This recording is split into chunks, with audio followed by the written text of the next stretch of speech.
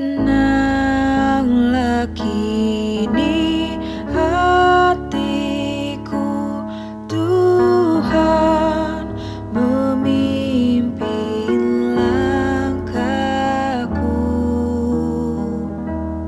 di tiap saat dan kerja.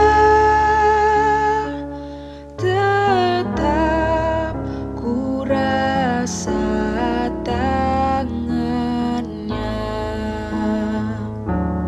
Tuhanlah yang membimbingku, tanganku dipegang teguh, hatiku berserah penuh, tanganku dipegang teguh.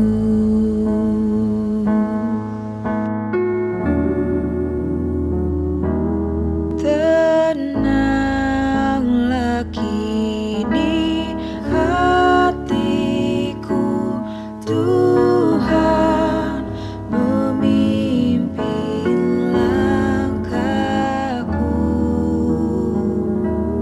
di tiap saat dan kerja. Tetap ku rasa tangannya. Tuhanlah yang membimbingku, tanganku dipegang teguh, hatiku berserah penuh, tanganku dipegang teguh, tanganku dipegang teguh. Oke, welcome semua. Kembali lagi di Sanctuary, a place for everyone. Dan hari Yes. ini kita punya topik yang panas banget.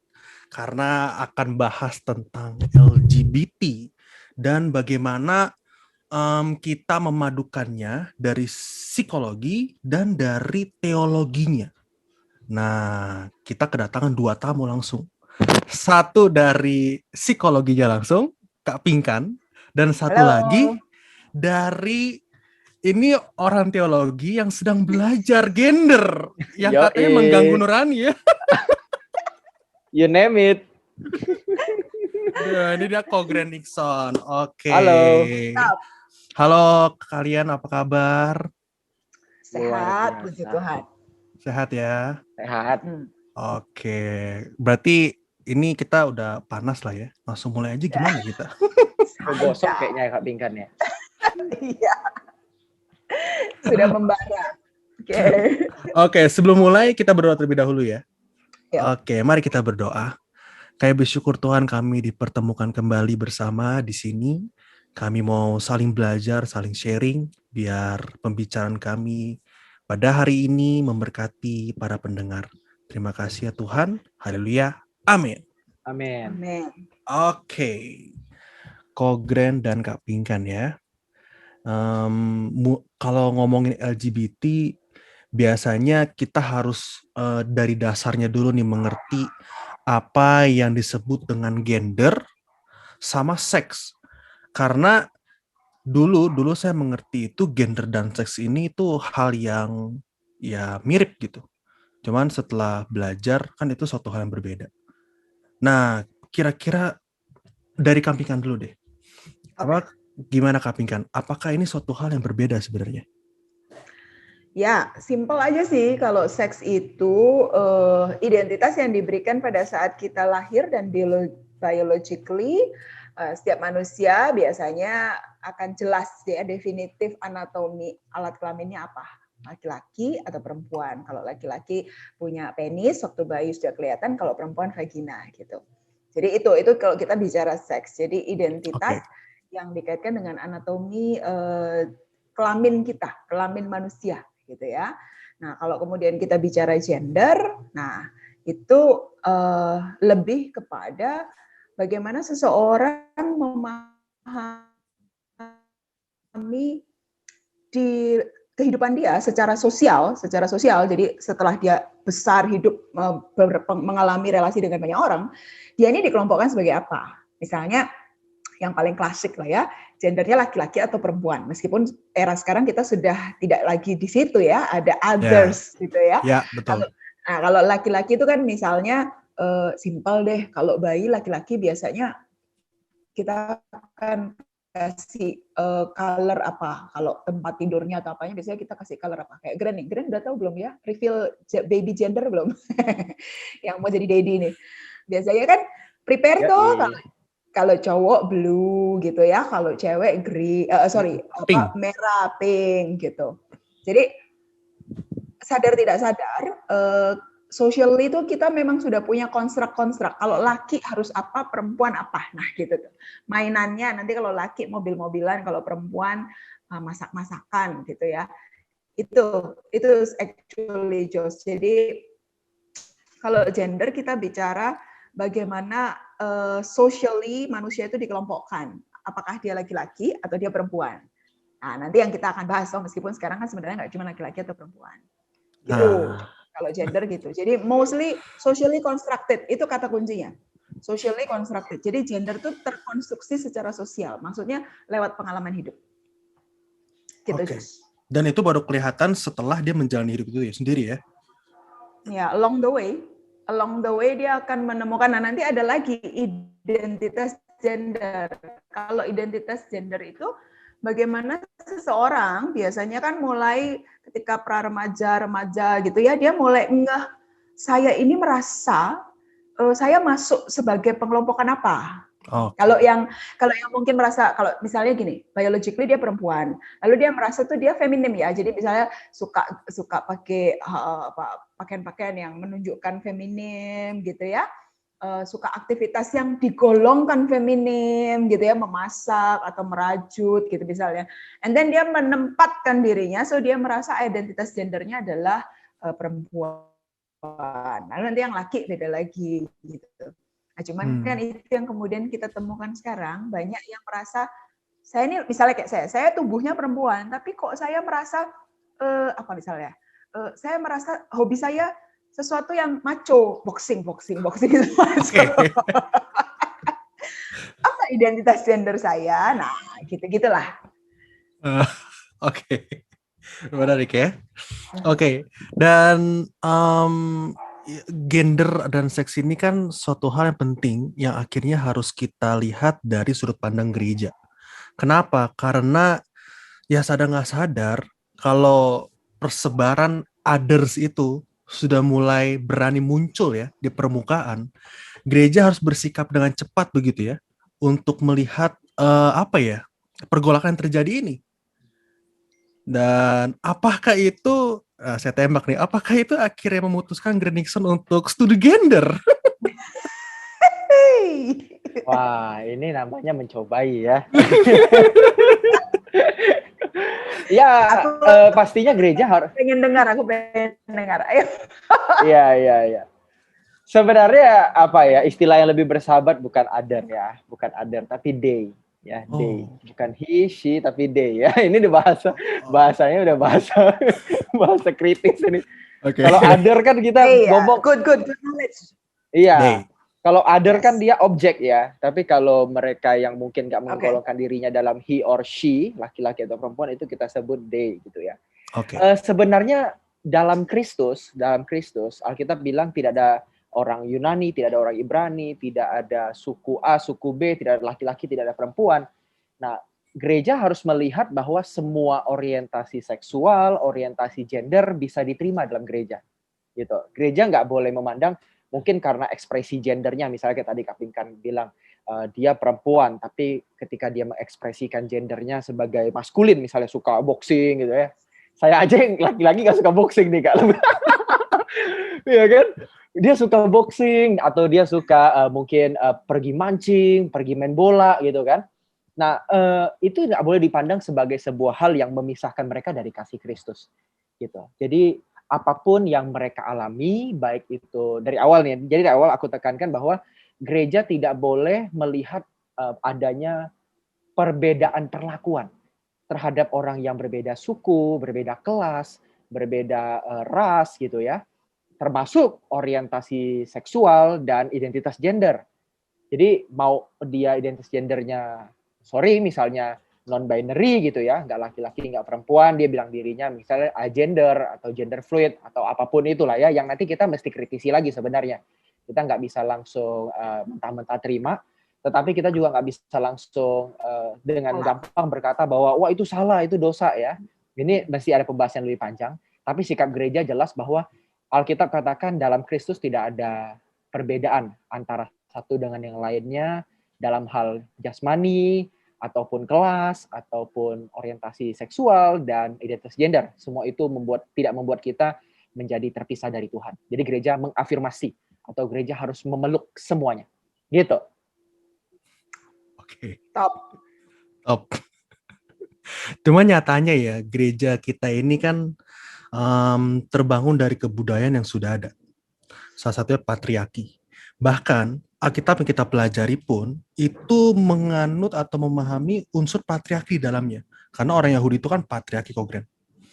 Yang pasti kalau menurut saya pribadi ya, itu bisa saja walaupun memang tidak terang-terangan, tetapi pandangan patriarki itu atau ya masih sangat kental dilihat gitu ya di dalam jemaat. Ya, betul. Itu sebuah hal yang tidak bisa kita tolak ya. Itu sudah tertulis, tergaris gitu kan. Tapi pada intinya sebenarnya kalau kita mau mengalahkan budaya patriarki atau mendekonstruksi ya, meruntuhkan gitu ya, budaya patriarki yang sangat tidak adil terhadap perempuan, bukan dengan kita membuat budaya tandingan yaitu matriarki. Nah, matriarki itu yang berpusat pada perempuan gitu ya. Akhirnya perempuan diangkat, laki-laki yang dijatuhkan. Nah ini sama saja kembali nggak ada kesetaraan gender gitu loh. Ya kan? Akhirnya kita mendiskriminasi salah satu orang berdasarkan identitas gendernya. Nah, itu jadi salah lagi. Jadi sebenarnya yang dilihat itu bukan yang mana yang harus diangkat, tetapi yang mana yang lemah yang kita dukung gitu. Jadi bukan yang atas yang tinggi ini kita jatuhin, tapi yang bawah ini kita angkat. Gitu. Nah, dengan Alkitab yang patriarki gimana? Nah, kita harus melihatnya dengan kacamata yang kontekstual. Jadi baca Alkitab tuh mesti open minded, nggak literal, nggak hurufiah. Jadi apa yang tertulis di situ kalau hurufiah kan, wah pokoknya mesti begini nih. Laki-laki harus jadi kepala rumah tangga, ya kan? Perempuan pokoknya ngekor aja, tahu oke aja, ya kan? Yes girl gitu ya. Nah, kan nggak begitu kan. Kita mesti terjemahkan ulang. Karena dalam setiap tulisan, termasuk tulisan Alkitab, teman-teman, itu ada konteks sejarahnya. Ada konteks sejarahnya. Yang artinya itu harus dilihat berlaku pada masa itu. Nah, ini bukan berarti bahwa itu nggak bisa diaplikasikan di hari ini. Oh, hari ini udah kudet dong kok. Udah kurang update dong. Udah basi dong. Bukan. Tapi dalam membaca Alkitab, kita harus mengambil kebenaran yang bisa lintas waktu. Ya. Ada fitur budaya yang terkekang oleh waktu, ada kebenaran yang lintas waktu. Nah, Alkitab itu ada dua itu. Nah, kita harus bisa melepaskan kebudayaan yang terkekang oleh waktu dan mengambil kebenaran yang lintas waktu. Gitu. Misalnya kayak laki-laki, perempuan tunduk kepada laki-laki seperti kepada Kristus, ya kan? Yeah. Nah, yang dilihat itu bukan kata tunduknya, jangan kata tunduknya. Itu kan kebenaran, budaya yang pada hari itu harus dilakukan. Karena ada permasalahan kultur gitu. Kalau perempuan di atas gitu ya, kalau laki-laki di bawah itu ada masalah hari itu. Nanti orang Kristen dipandang buruk. Gitu kan. Nah, yang jadi kebenaran lintas waktunya adalah kata dalam Kristus gitu. Istri tunduk kepada suami seperti kepada Kristus, ya kan? Laki-laki juga mengasihi istri seperti Tuhan mengasihi jemaat gitu kan. Yang diambil itu maksudnya hubungan kita harus berpusat pada Tuhan. Laki-laki, perempuan, suami istri harus memusatkan perhatiannya kepada Tuhan. Gitu. Nah, itu nggak berbicara tentang siapa yang lebih tinggi dalam satu rumah tangga. Enggak. Alkitab nggak bicara soal itu, tapi bicara soal bagaimana satu hubungan bisa berpusat dalam Tuhan. Itu yang paling penting. Jadi Tuhan di dalam semuanya. Gitu sih. Oke. Tapi kalau menurut psikologi Kak Pinkan, bukankah, ini koreksi kalau salah ya, apakah pria itu memang terlahir dengan psikologi rata-rata dominan, sehingga memang itu mendukung akhirnya pemahaman tentang patriarki ini akhirnya impact ke ketidaksetaraan gender? Ada beberapa perspektif ya yang bisa menjelaskan bahwa memang secara, kita mulai dari biologis deh. Secara biologis saja itu memang ada fungsi yang berbeda dari sebagai dampak dari kelamin yang berbeda. Jadi misalnya lah kalau kita bicara laki-laki, mekanisme hormonnya itu kan lebih banyak di testosteron gitu ya. Sementara kalau perempuan estrogen laki-laki dan perempuan. Lalu dikombinasikan dengan hormon-hormon lain yang kemudian hari-hari ini ilmu pengetahuan tuh memberitahu kita bahwa perilaku kita manusia itu juga dipengaruhi oleh hormonal state-nya kita. Jadi oleh kimiawi tubuh. Kimiawi tubuh tuh ada hormon, ada neurotransmitter gitu ya. Jadi tubuh kita tuh kayak lab kimia besar gitu yang selalu setiap saat itu berinteraksi ya, bereaksi satu sama lain. Nah, yang bisa saya katakan mungkin begini, Jos, bahwa laki-laki misalnya ya, kalau dari sisi testosteron, itu membuat laki-laki itu lebih dalam tanda kutip agresif, artinya lebih membutuhkan untuk ruang gerak, untuk melakukan sesuatu, untuk proving something gitu ya. Yang kalau dari perspektif evolusi, jadi kalau pernah mendengar mungkin ya tentang bagaimana menjelaskan perubahan perilaku manusia dari zaman ketika manusia masih hidup di hutan gitu ya, dan sampai sekarang modern, yang masih terbawa adalah pada laki-laki itu kan ketika dulu manusia masih hidupnya di alam, maka yang mencari makan kan laki-laki ya, yang istilahnya mencari makanan, sementara wanita itu urusannya memang nanti ke reproduksi. Jadi karena apalagi kan pada zaman dulu belum ada perencanaan kelahiran dan sebagainya, tentu anytime perempuan bisa hamil, bisa harus take care anak. Jadi ketika function secara biologisnya memang demikian gitu ya, by nature ya, by nature. Ya.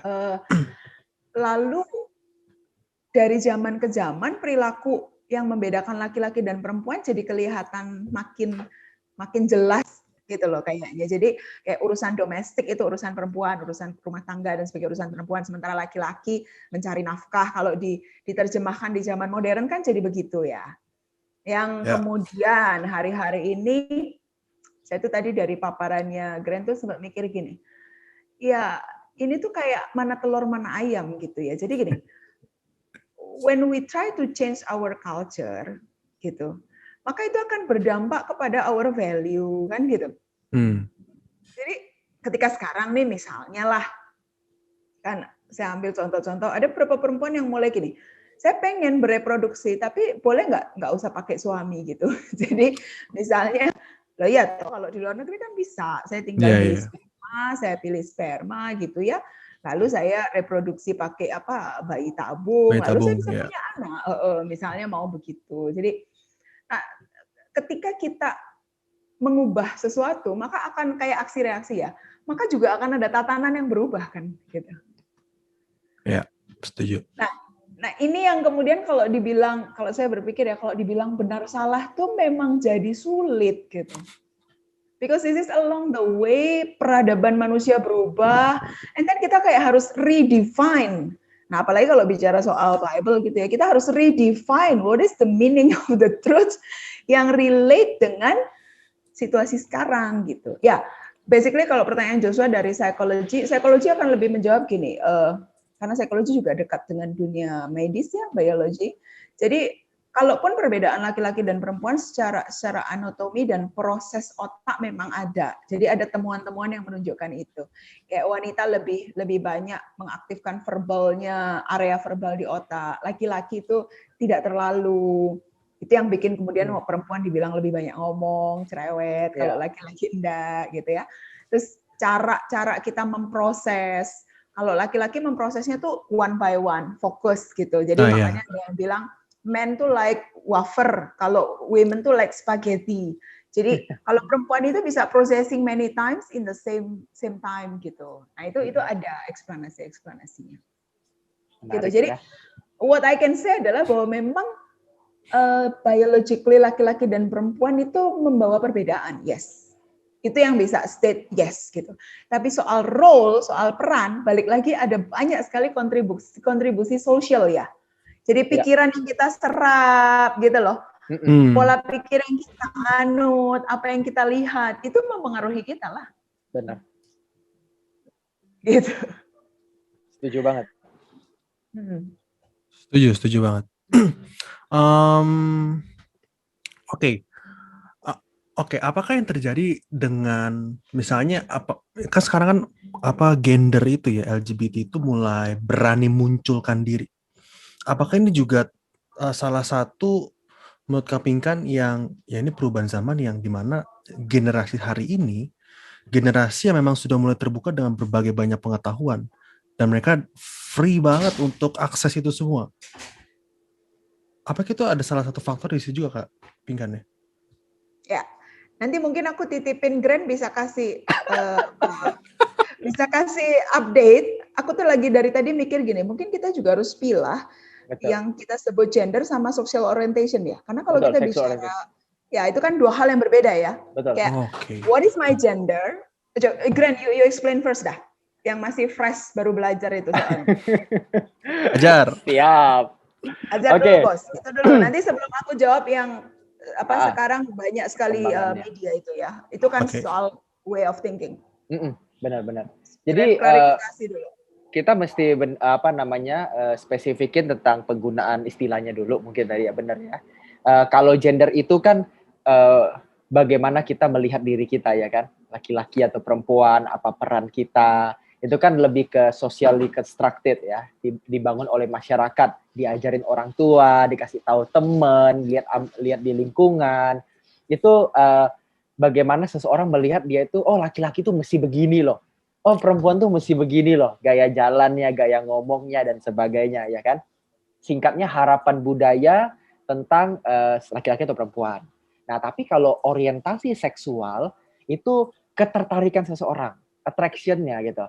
Lebih misalnya nih, aku misalnya gendernya laki-laki ya kan, gendernya laki-laki. Orientasi seksualku heteroseksual misalnya ya kan. Hetero itu artinya hetero kan lain ya, heteros dari bahasa Yunani, heteros lain. Artinya penyuka yang lawan jenis, yang berlainan jenis gitu kan. Nah, itu orientasi. Jadi gender itu laki-laki perempuan. Nah, tapi sekarang juga ada yang lain gitu ya.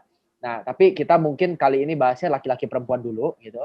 Nah, kalau orientasi seksual ini yang tadi dikatakan ada heteroseksual, ada homoseksual. Nah, sekarang juga ada perkembangan yang lain namanya queer gitu ya. Makanya ada LGBTIQ. Q itu kan queer. Queer menolak untuk, kalau queer itu menolak untuk digolongkan sama yang lain gitu. Pokoknya dia ngambang aja. Tetap questioning aja gitu, bertanya-tanya tentang dirinya gitu ya. Nah, itu sexual orientation atau orientasi seksual. Namanya orientasi kan arahnya kan. Kita mau kemana sih sukanya gitu loh. Nah, aku laki-laki bisa suka sama perempuan. Arahnya orientasinya bisa ke perempuan. Tapi bisa nggak laki-laki orientasinya ke laki-laki juga? Nah, bisa juga gitu kan. Nah, itu nanti Kak Pinkan akan bahas ya kan. Nah, nanti beda lagi sama perilaku seksual. Nah, kalau perilakunya ini udah tindakannya gitu. Tindakan dari yang tadi orientasinya suka sama siapa, ya kan? Nah, itu bisa dilihat gitu. Nah, tadi kelupaan satu. Soal gender ada satu lagi. Kita harus lihat misalnya nih, kita badan laki-laki. Tadi Kak Pinkan juga ada ngomong ya. Badan laki-laki tapi dalamnya perempuan. Nah, Kalau itu namanya gender dysphoria, ya kan? Nah, namanya apa ya Kak? Dysphoria itu apa gampangnya ya? Dia merasa terjebak ya. Jadi ya, dia merasa dia itu lebih masuk perempuan gitu, perasaannya, identitasnya, tapi terjebak dalam tubuh laki-laki misalnya. Betul. Nah itu, jadi kalau kita misal laki-laki nih, terus merasa diri kita laki-laki, benar? Itu namanya cisgender. Kita cisgender, laki-laki cisgender gitu kan. Nah, jadi identitas seksual beda sama identitas gender gitu. Identitas seksual itu bawahnya ada orientasi seksual, ada perilaku seksual gitu ya. Ada ketertarikan seksual, itu beda lagi tuh. Romantismenya pengen kemana gitu kan. Oke. Terus kalau di gendernya itu ada identitasnya, terus juga ada ekspresinya. Kalau identitas kan who you think you are, male atau a female gitu kan. Nah, itu identitinya. Tapi kalau yang expressionnya itu bicara soal bagaimana kamu bertingkah, ya kan? Laki-laki tapi melambai begitu misalnya, itu gender expression.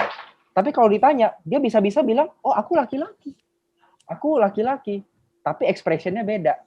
Nah itu namanya tetap cisgender, tapi gender expressionnya yang beda. Nah jadi make straight dulu, kita lurusin dulu bahwa orientasi seksual itu arahnya yang nanti bisa mengarah ke lesbian, gay, dan queer ya, biseksual, itu arahnya ke situ. Nanti kalau ngomong soal gender tuh bicara soal siapa kamu gitu loh. Siapa kamu. Enggak, tapi kedua ini sangat berhubungan gitu loh. Nanti sangat berhubungan. Karena ketika kamu bilang siapa kamu, nanti itu akan menentukan kamu suka sama siapa. Kalau kamu merasa kamu cewek misalnya, perempuan. Nah, padahal kamu laki-laki, tapi kamu dalamnya perempuan. Nah, ada kemungkinan kamu akan bisa menyukai laki-laki lain. Karena kamu merasa kamu perempuan. Nah, ini nanti berhubungan memang. Nah, untuk lebih jelasnya mungkin Kak Pinkan bisa bedah secara psikologis. Thank you sudah mengupdate beberapa istilah. Karena sebenarnya ya Jos, nanti kalau kita mau ngikutin istilah-istilah yang muncul itu, ya contoh lah paling simpel LGBT sekarang udah muncul Q gitu ya Grand. Jadi ada gini, kalau kita lihat ya, coba kita renungkan gini, sebenarnya ini kan usaha-usaha manusia untuk memahami apa yang dia alami ya. Jadi gini, ketika segala teori berkembang soal identitas gender, soal orientasi seksual, sebetulnya kalau kita coba berempati kepada perkembangan manusia ya, perilaku manusia, kan perilaku, misalnya ya, kalau kita mau jujur, perilaku homoseksual itu di Alkitab pun ada ya. Dan itu kan ada ayat yang juga kalau tidak salah waktu Sodom dan Gomora itu, ya, itu tidak salah satu ya, itu sudah ada. Kalau kita lihat di budaya lokal, itu ada. Jadi misalnya kayak beberapa budaya lokal itu ada gitu, bahwa laki-laki tertarik dengan laki-laki, lalu ada laki-laki yang berdandan mengekspresikan diri seperti perempuan, itu ada di salah satu budaya yang cukup famous tuh Bugis kalau nggak salah. Bugis, betul. Bugis 5 gender ada dia. 5 gender. 5 gender. Jadi ada gitu. Jadi dalam sejarah kehidupan manusia itu ada. Nah kan kemudian ilmu berkembang. Nah ilmu itu kan selalu berusaha menjelaskan apa yang dialami manusia gitu. Ya toh. Nah. Saya tuh tadi mikir gini, Jos, balik ke your question. Kita mungkin sekarang hidup di zaman yang ada so many explanation about who you are and your sexual orientation gitu. Nah, bayangin ya, kalau menjadi anak muda di zaman sekarang, yang let's say lah masih usia remaja, yang sedang dalam fase mencari siapa dirinya. Dengan ada begitu banyak opsi ini, saya tuh kalau suka berempati, saya selalu bilang, aduh sulit ya, lebih sulit dibanding zaman saya gitu loh. Jadi sometimes gini, kadang-kadang ketidaktahuan itu bisa lebih aman gitu ya, karena kita tidak disodori dengan, like ada opsi ini loh, ada opsi ini, lo yang mana gitu. Nah, kalau berempati sama remaja sekarang, terutama di fase remaja karena fase mencari identitas diri gitu ya. Ini menjadi complicated, Jos, menjadi sulit untuk pinpoint aku tuh siapa gitu. Gender aku apa gitu. Let me make example lah ya. Kalau kayak aku menghayati diriku sendiri, aku sekarang 40 years. Tapi aku bisa bilang gini, I am women, tapi aku more masculine daripada feminim, gitu. Jadi ekspresi genderku tuh, nah kalau maskulin sama feminim tuh Jos itu kayak kontinum. Jadi bukan dua belah gitu, tapi semacam garis panjang. Jadi ini feminim, ini maskulin. Nah, kita tuh bisa in between gitu loh. Misalnya, I take example me ya. Aku preference pakai rok tuh enggak gitu. I lebih suka pakai celana. I lebih suka sepatu boot bukan heels, gitu. So you can see dan for me udah bisa nentuin gitu along the way dan itu ada trace back dari remaja. I am women tapi ekspresiku lebih ke arah maskulin gitu. Even my sport itu rada maskulin gitu kan. But aku tertariknya sama laki-laki gitu. Sekarang gue bisa ngomong gitu. Sekarang gue bisa ngomong gitu. Cuman kalau aku bayangin aku jadi remaja di usia sekarang, I may confuse you. Gitu loh. Jadi by the end of the day gitu menurut gue ini nggak tahu teman-teman masih bisa berpendapat, kalian bisa berpendapat. Sebetulnya yang dibutuhkan adalah using your logic untuk choosing who you want to be gitu ya. Karena kalau ngikutin hatimu gitu ya, emotion. If you follow your emotion, your feelings yang mostly akan bergerak dinamis seiring dengan apa yang kau alami. Tanpa ada sebuah patokan yang benar apa gitu. Ya. Itu sulit gitu, Jos. Gitu. Itu sulit gitu. Jadi ya tadi ya kayak contoh kembali kalau kayak ke diriku sendiri karena aku memegang Tuhan bilang laki-laki dan perempuan. Ya meskipun aku cewek yang rada maskulin, but I'm cewek gitu loh. Jadi seperti gini, seperti mengambil sebuah decision dan kemudian menghidupi peran itu. Aku sampai pernah memikir tanya diriku sendiri gini, bisa nggak ya gue tertarik sama cewek? Kalau gue mau, gue bisa. Kalau di kepala gue nggak ada bahwa itu tidak benar, gue bisa. Karena itu tadi itu ya, yang garis panjang itu ya. Right, exactly. Dan socially constructed ya itu ya. Kalau misalnya kayak sekarang ya, aku aja sekarang nyadar kok kalau kayak nonton, aku suka nonton, misalnya kayak nonton film-film ya, seri-seri. You notice nggak kayak film-film sekarang, even serinya Sorry Hospital, I like seri-seri hospital kayak 911 gitu-gitu ya. Selalu di dalamnya ada tokoh yang homoseksual kan, either lesbian atau gay itu selalu masuk. Jadi memang itu yang namanya sekarang tuh orang mulai di aware bahwa pasangan tuh nggak cuma hetero gitu loh, bisa homo gitu. Aku tuh makin lama makin merasa kok gue makin biasa aja ya lihat itu. Maksudnya kayak makin menerima, oke, gitu, dibanding dulu gitu.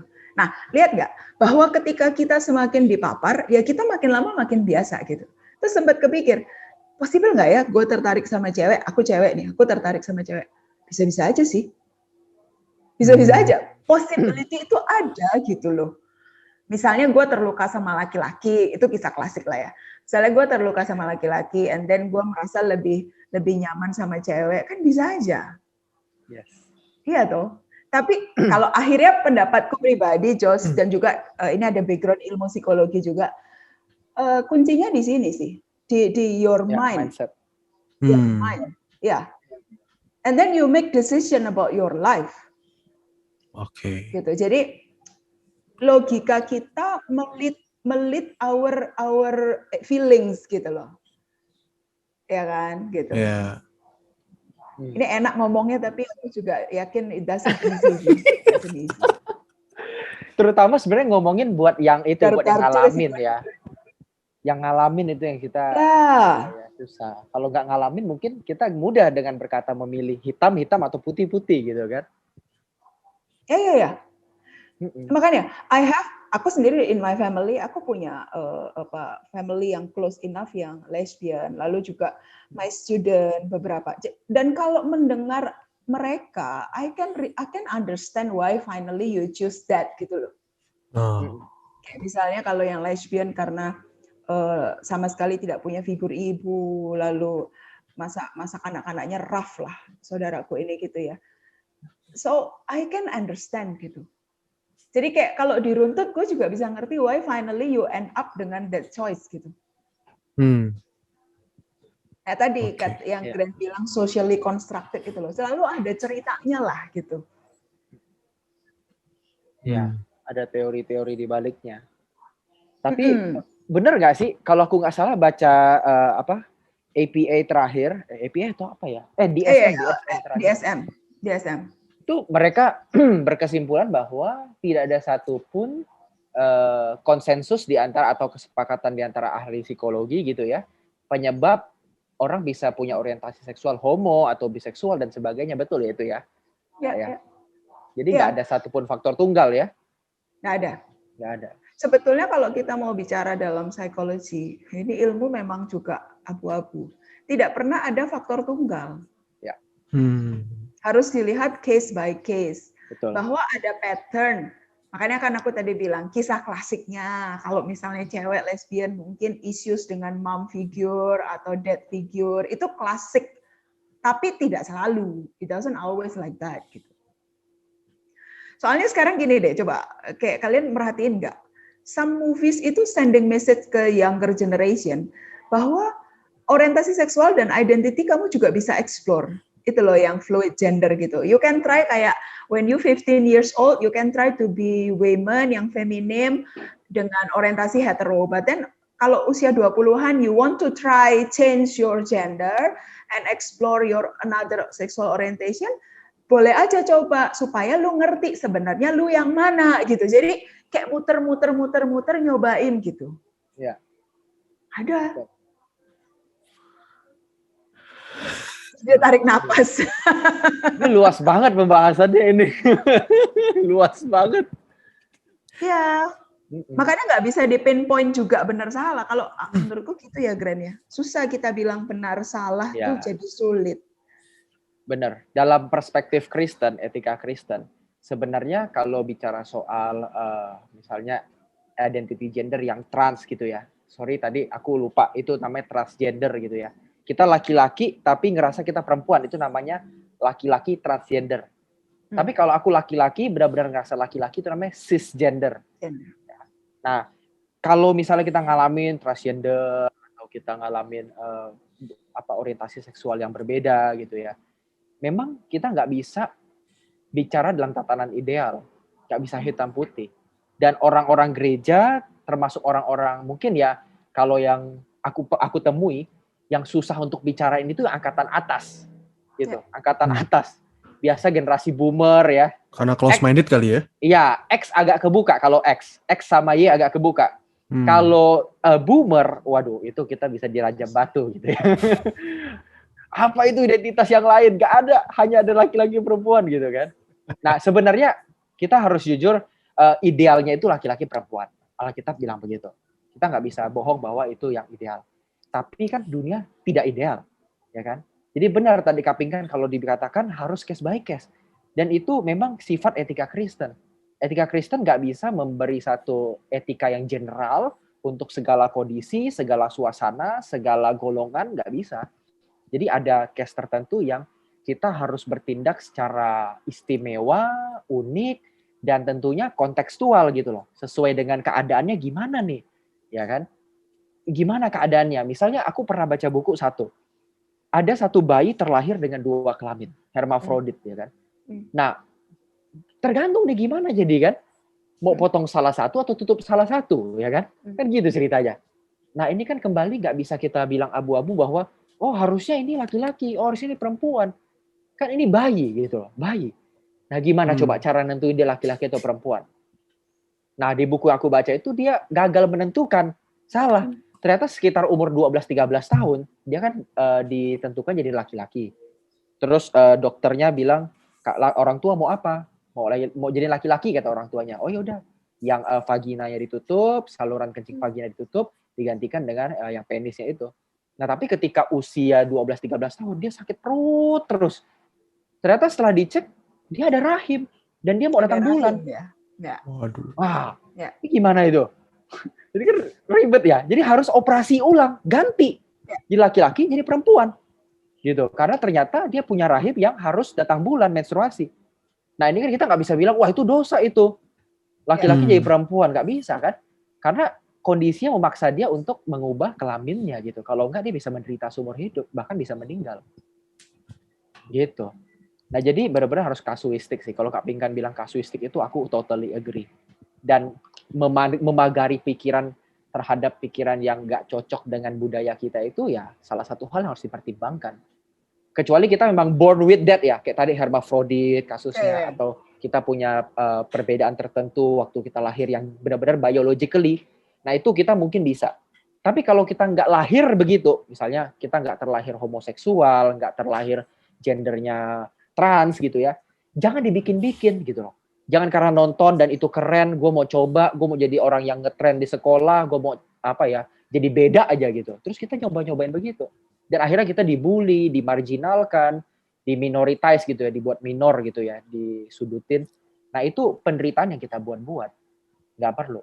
Meskipun gereja wajib melindungi kaum yang minoritas begitu. Wajib. Tapi jangan buat-buat masalah gitu. Nah, itu sih kalau dari sudut pandang teologi dan gereja ya. Ya. Nyambung nih yang tadi Gren bilang.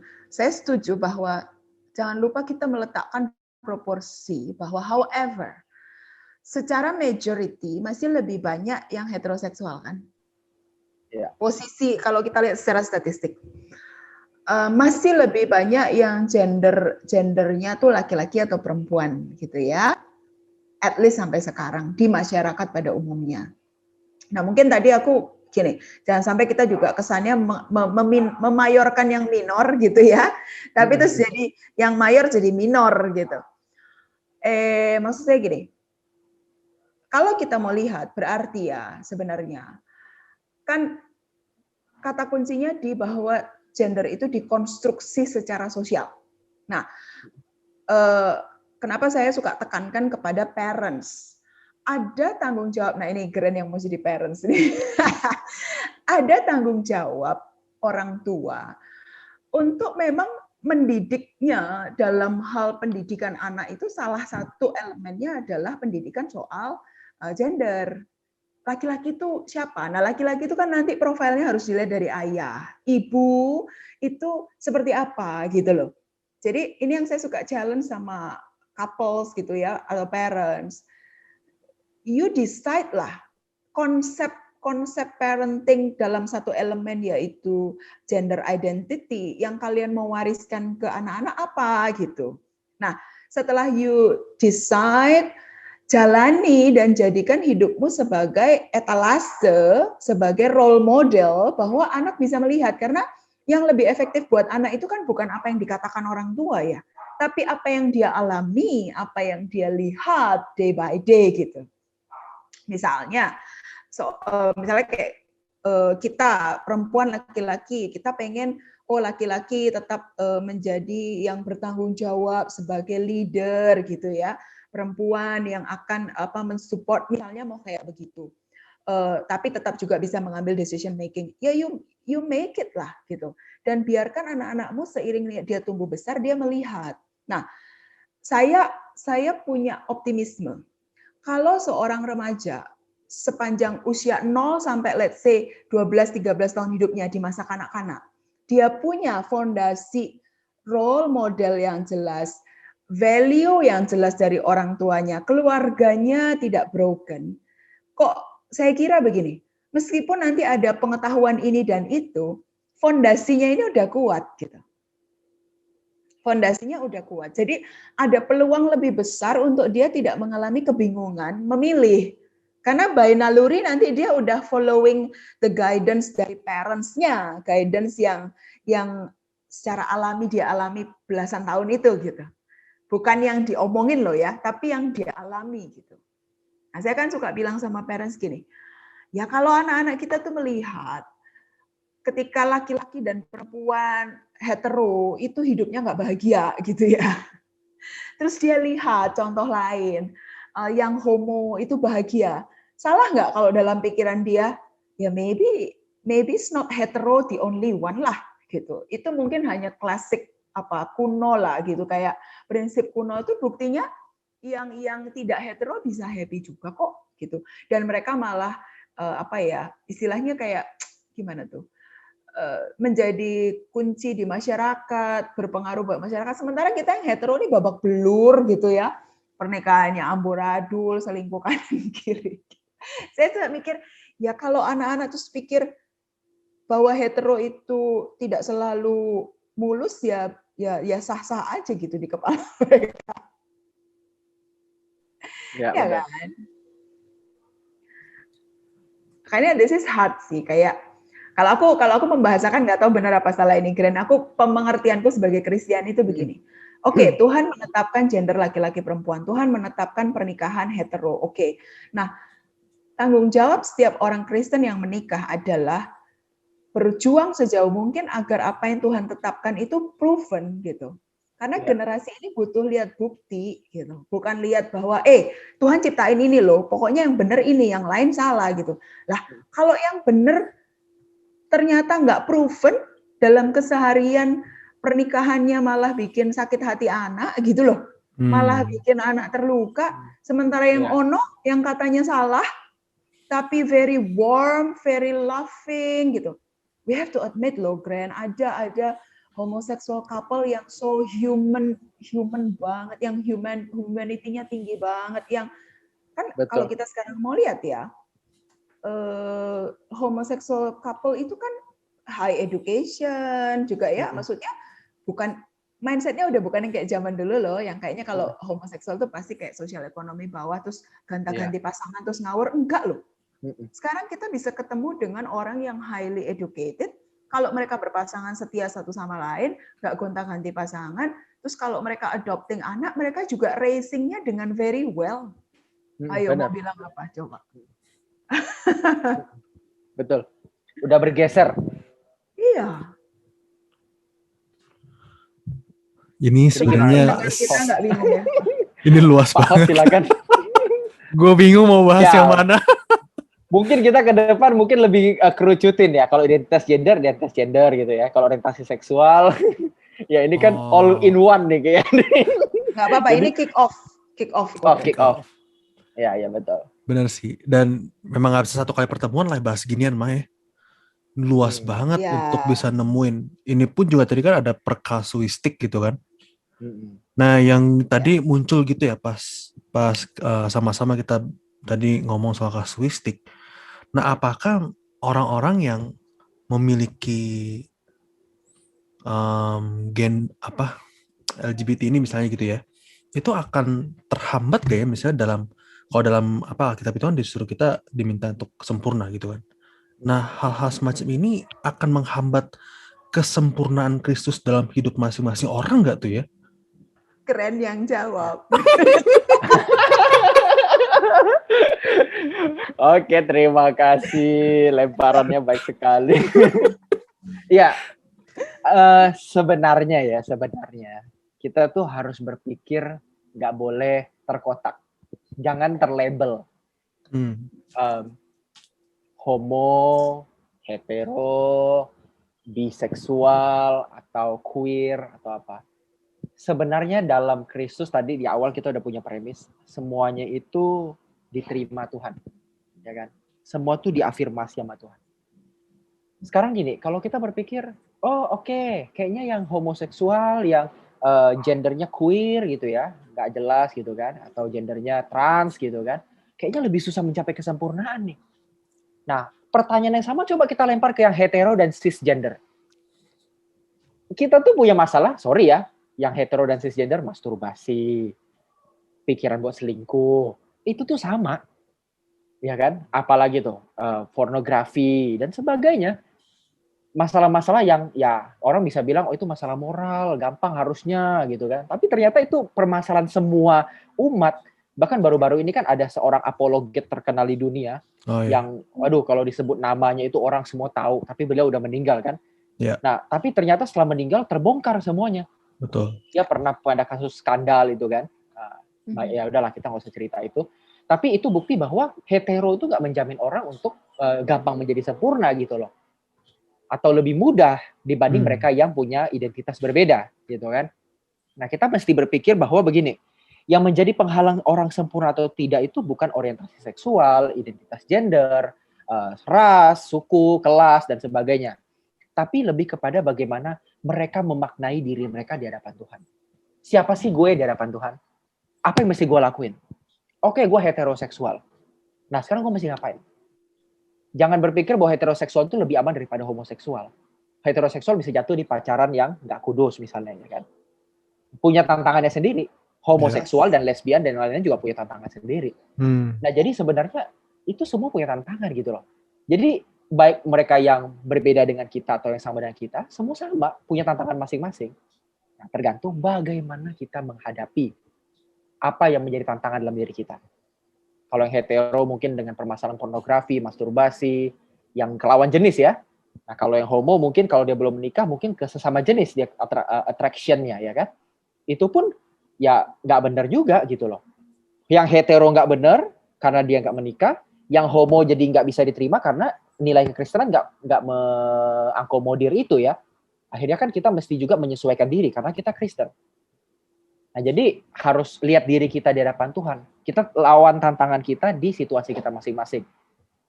Itu yang paling penting, yang pertama.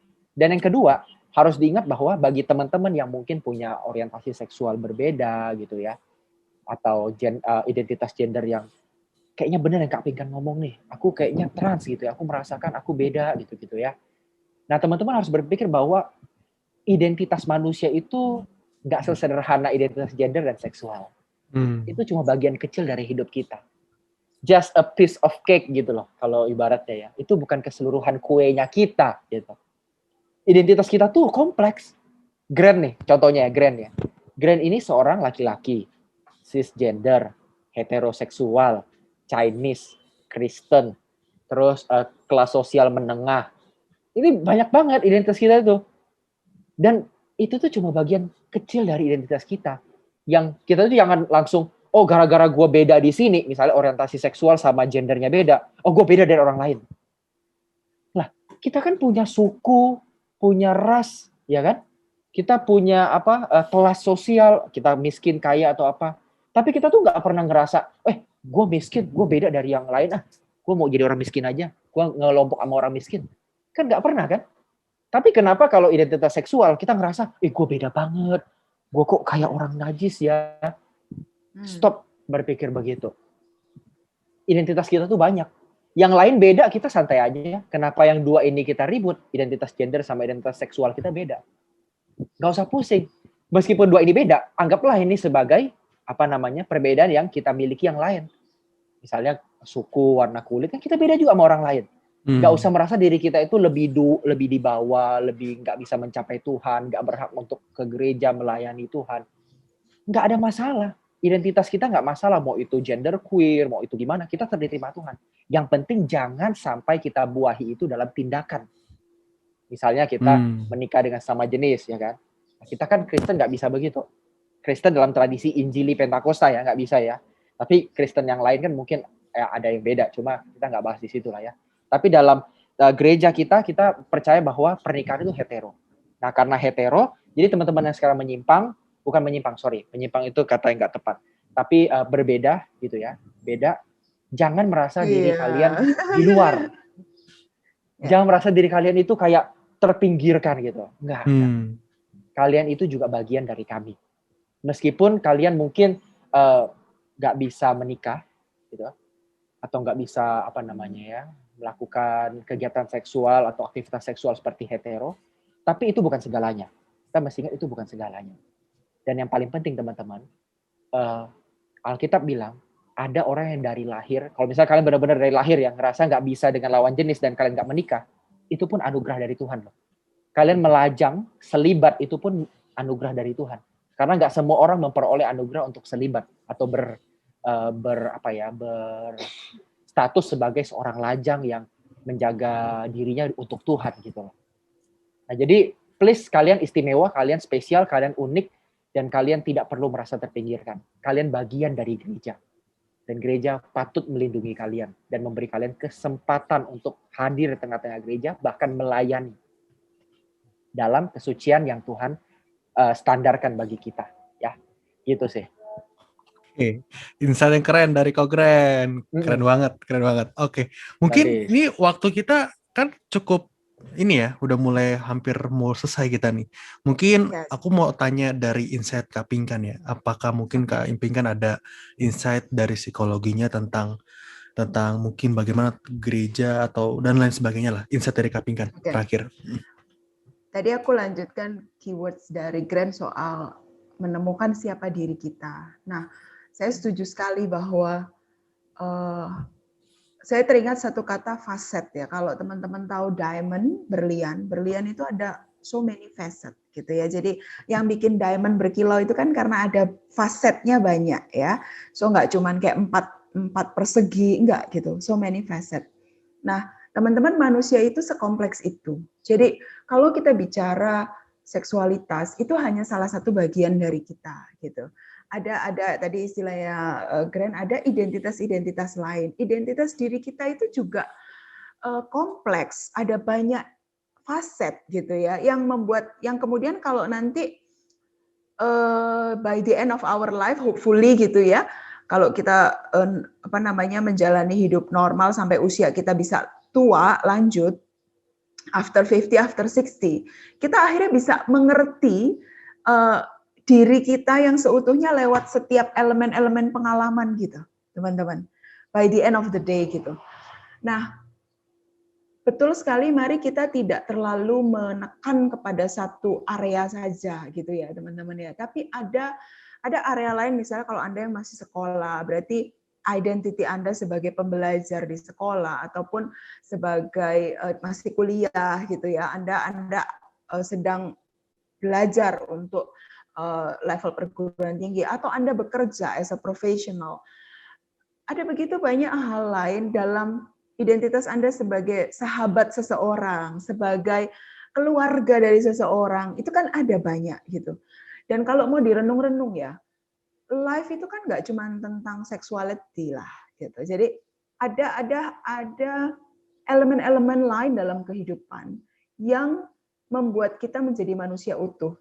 My point is, manusia itu nggak cuma seks gitu loh. Itu yang saya mungkin saya pesankan ke teman-teman, hati-hati, kritislah dengan, memang kalau kita lihat media-media populer, misalnya film atau apa, coba cari berapa banyak film yang nggak ada bumbu soal seksnya. Kan dikit ya, gitu ya. Kebanyakan pasti ada. As if itu seperti orang jual makanan tanpa penyedap masakan gitu loh. Itu kan yang bikin orang tertarik. So you see, somehow memang dunia di sekitar kita membuat itu seakan-akan menjadi the most important thing. Tapi mungkin lewat talk show kita kali ini tuh, yuk kita renungin lagi, apa iya itu yang the most important thing gitu loh. Apa iya? Sekarang kalau kita lihat secara biologis aja, toh seksualitas itu kan ada ujungnya ya, Jos ya. By the end kalau perempuan ada menopause, laki-laki mungkin tidak ada menopause, tapi kelemahan fisik akan ada gitu ya. Jadi itu kayak ada fasenya juga gitu. By the end kan itu juga akan bukan sesuatu yang long lasting gitu loh. Nah, kalau bukan sesuatu yang long lasting, mengapa kita menjadikan itu permasalahan yang besar? Bukan berarti saya tidak menghitung itu sebagai bagian ya, tapi ini kali teman-teman, yuk kita bijak menempatkan proporsinya. Bahwa sebagai manusia, ya seksualitas adalah salah satu faset kita. Tapi itu bukan seutuhnya kita gitu. It's not who we are as a whole gitu. Kalau kita cuma makhluk seksual tuh ya ngeri bener ya. Kita ini kan juga makhluk yang bisa belajar, makhluk yang bisa bekerja, helping others. There is so many good things that we can do actually. Itu sih. Oke. Thank you Kak Pinkan, thank you Kogren. Sebenarnya gue jujur agak kurang puas sebenarnya karena ini masih itu juga kurang puas sebenarnya karena nggak ada something yang tak gitu loh, masih gimana gitu, belum dalam banget. Cuman ya karena waktu kan ya, mungkin next time kali ya, next time kita atur lagi untuk kita ngobrol-ngobrol lebih dalam lagi dan lebih fokus kemana begitu ya. Oke, teman-teman Sanctuary, pembahasan hari ini cukup berat dan membuka pikiran sebenarnya. Nah, kata kuncinya sebenarnya bagaimana bijak kita ya. menjadi umat Tuhan di tengah masyarakat seperti ini, dan bagaimana tetap juga kita nggak bisa makin tetap dalam standar kebenaran juga. Nah, begitu yang harus kita yang harus kita ambil dari talk show hari ini. Oke, teman-teman Sanctuary, terus saksi, gue masih belum puas sebenarnya. Tapi ya teman-teman Sanctuary, thank you banget udah bisa nonton hari ini. Nanti ada seri kedua lah ya. Ya, nanti kita coba buat ya. Tunggu Koko Grand ini loh, sudah mau jadi daddy dulu. Nah, nanti kita tanya-tanya kan gimana nih cara Kogren mengarahkan anaknya nanti. By the way, kita milih baju anak pun cari yang netral warnanya. Itu udah menghantui. Oke. Iya. Jadi anak kita perempuan. Jadi kita nggak konstruk dia pinky, full pink atau warna-warna feminin lain gitu ya. Kita biru, hijau, ada pink. Jadi ya, let's see. Jadinya apa anak seorang yang studi gender. Grand dan Elisa. Jadi longitudinal study ini. Benar. Aduh, oke. Oke deh kalau gitu kita tutup dalam doa aja ya. Yuk. Mungkin saya minta Kogren untuk pimpin kita dalam doa. Yuk kita berdoa teman-teman. Bapa di dalam surga, terima kasih untuk kesempatan kali ini. Untuk materi yang tersaji lewat perbincangan kami. Kami bersyukur dan Tuhan ajar kami untuk memiliki hati seperti Engkau yang bisa menerima semua orang dengan hati yang lapang. Dan tentunya kami juga memiliki pikiran-Mu yang bijak, yang penuh dengan hikmat untuk menyaring setiap pola dunia yang tidak pantas untuk atau tidak bisa kami kenakan. Kami mau menjadi selektif Tuhan. Dan kami mau menjadi orang yang punya belas kasihan terhadap orang lain. Biarlah dua sisi ini selalu ada dalam hidup kami, agar kami bisa menerima orang lain yang berbeda dengan kami, dan juga kami berhati-hati mawas diri dan waspada dengan keadaan diri kami sendiri Tuhan. Terima kasih Tuhan buat hari ini, berkati narasumber yang telah menyampaikan materi, dan juga host serta tim yang sudah menyiapkan tayangan ini sehingga bisa tampil. Tuhan yang memberkati dan Tuhan yang menyertai gereja GSKI Slipi yang Tuhan telah dirikan. Kami bersyukur, kami berdoa. Haleluya. Amin. Amin. Thank you Kak Pinkan, thank you Kogren, thank you teman-teman. Thank you, John. See you.